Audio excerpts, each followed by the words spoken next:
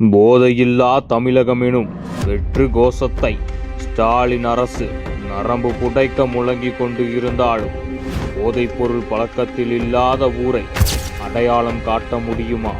போதைப்பொருள் கேந்திரமாக தமிழகம் மாறியிருக்கிறது என்ற கேள்விக்கு விடியா ஆட்சியில் பதில் இருக்கிறதா?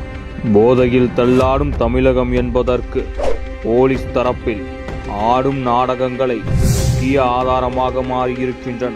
இந்த ஆண்டில் மட்டும் 7139.387 கிலோ கஞ்சா, 74.1.5 கிலோ ஆசிஷ், 58 கிலோ சரஸ், 1 kilo heroin, 0.8 - 6 kilo methamphetamine, 239.6 kilo கஞ்சா சாக்லேட்டுகள் உள்ளிட்டவை எரித்து அளிக்கப்பட்டதாக போலீசார் கூறுவதை நம்பதான் மக்கள் தயாராக இல்லை.